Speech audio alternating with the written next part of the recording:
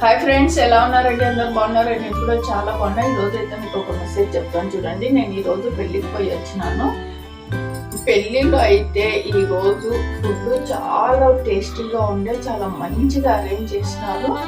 ముఖ్యంగా ఫుడ్ అయితే అస్సలు వేస్ట్ కాలేదన్నమాట. చాలా నీట్గా అందరికీ వడ్డించారు. నేను ఏం చెప్తానంటే, చాలా మంది ఏం చేస్తారంటే ఎక్కువ ఫుడ్ పెట్టించుకొని అంతా కంప్లీట్ చేయక సగం సగం తినేసి వదిలేస్తుంటారు. అలా చేయొద్దండి. మనం ఎక్కడికైనా వెళ్తే మనం ఎంత తినగలుగుతామో అంతే పెట్టించుకోవాలి. అస్సలు మంచి పద్ధతి కాదు. తర్వాత ఇంకొకటి నేను చూస్తాను, చిన్నగా ఉంటారు పిల్లలు, వాళ్ళకేమో ఎక్కువ ఐటమ్స్ పెట్టేస్తారు. ఇప్పుడు మనం ఎంత తీసుకుంటామో పెద్దవాళ్ళు అంత ఫుడ్ చిన్నపిల్లలకి కూడా ప్లేట్లో పెట్టించుకుంటారు. వాళ్ళు ఎంత తింటారు? ఊరికే మహా అంటే ఇంత, లేదంటే ఇంత తినేస్తారు, మిగతాది మొత్తం వదిలేస్తారు. అలా చేయొద్దండి. ఎప్పుడైనా కానీ మీరు ఎక్కడికైనా వెళ్తే ఫుడ్ని మాత్రం కంపల్సరీ గుర్తు పెట్టుకోండి. ఎంత తినగలుగుతారో పిల్లలు మీరు అంత మాత్రమే వడ్డించుకోండి. మీరు అలా వేస్ట్ చేయడం వల్ల వేరే వాళ్ళకి ఉపయోగపడుతుంది. అలా వేస్ట్ చేయకూడదు. ఇది మంచిది అలవాటు కాదని చెప్పేసి నేను ఈ మెసేజ్ చెప్దామని చెప్పేసి వీడియో అయితే తీస్తున్నాను. ఓకే అండి, బాయ్.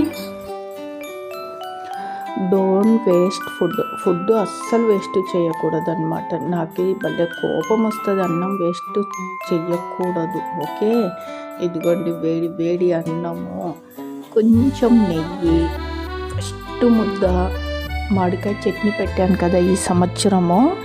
టేస్ట్ అయితే అసలు నేనే పెట్టినాను ఈ మామిడికాయ చట్నీ అన్నంత టేస్ట్ వచ్చిందనమాట. చాలా బాగా కుదిరింది. ఒక్క ముద్ద మామిడికాయ చట్నీతో ఫస్ట్ తిని తర్వాత పప్పు కలుపుకొని తింటానమాట. ఎంత రుచి ఉందంటే, మీరు కూడా ఇంకా సీజన్ అవ్వలేదు కాబట్టి తెచ్చుకోండి. మామిడికాయలు తెచ్చి మామిడికాయ చట్నీ చేసుకోండి. చాలా బాగుంది. టేస్ట్ అయితే సూపర్ అంటే సూపర్ ఉంది. ఇదిగోండి, ఇంకా వడియాలు కూడా ఊరమిరపకాయలు చేసేసాను అనమాట. వేడి వేడి అన్నము మామిడికాయ చట్నీ కలుపుకొని తినండి మీరు కూడా. ఓకే, ఇదిగోండి, నేను భోజనం చేసిన తర్వాత కాసేపు టీవీ చూద్దామని కూర్చోయింటే పిల్లలైతే నన్ను ఒకటే పిలుస్తున్నారు, ఆంటీ కిందికి రండి ఆడుకుందాము, ఆంటీ ఆంటీ. పిల్లలైతే నాకు భలే కనెక్ట్ అయిపోతారు. ఎంత మంచిగా ఉంటారంటే నాతోటిగా ఆడుకుంటూ చిన్నపిల్లలు. రండి ఆంటీ కిందికంటే నేను రాను, మీరే రండి అంటే ఏమో ప్రాజెక్టులు చేశారంట స్కూల్లో, అయితే తీసుకొచ్చి చూపిస్తున్నారు. చాలా బాగుంది అని చెప్పాను. హ్యాపీగా ఫీల్ అయినారు. ఏ ప్రాజెక్ట్ చేయని నాకు ఫస్ట్ చూపిస్తారు. అంటే ఇదిగోండి, ఈ ప్రాజెక్ట్ చేసిన, ఈ డ్రాయింగ్ చేసినాను, ఈ డ్రాయింగ్ చాలా బాగా వచ్చింది, చూడండి బాగుందా అని చెప్పి చూపిస్తుంటారనమాట.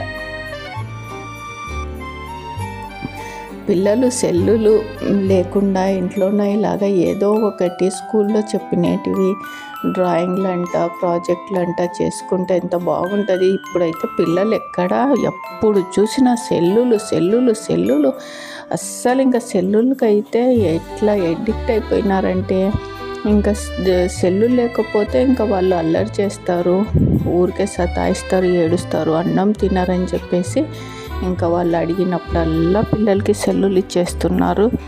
పిల్లలకి చూడండి, ఇలాగా మంచి పద్ధతి కాదు. పిల్లలకి సెల్లులు ఇచ్చి వాళ్ళని చదువు పైన ఇంట్రెస్ట్ రాదు. వాళ్ళు ఇంకా సెల్లు లేకపోతే ఉండలేమేమో అన్నట్లా అయిపోతున్నారు చిన్నపిల్లలు. ముఖ్యంగా పిల్లల పైన మీరు కాస్త దృష్టి పెట్టండి. సెల్లులు ఇవ్వకుండా ఇంకేదన్నా ఆటలు, ఏదో ఒకటి డ్రాయింగ్, తర్వాత వచ్చేసి ఏదో ఒకటి వాళ్ళతోటిగా ప్రాజెక్టులు చిన్నవి మీరే ఇంట్లో, లేదంటే చెస్, క్యారమ్ బోర్డ్ కూర్చోబెట్టి ఆడించండి. ఈ వయసు పిల్లలకైతే వాళ్ళకి ఇంట్రెస్ట్ వస్తుంది అన్నమాట. ఇది మీకు ఇంట్లో లేకపోతే, ఏమి లేకపోయినా బారకట్ట ఆడండి. తెలుసు కదా బారకట్ట ఎంత ఈజీనో. ఊరికే అలాగా సరదాగా టైంపాస్ అయిపోతుంటుంది పిల్లలకి.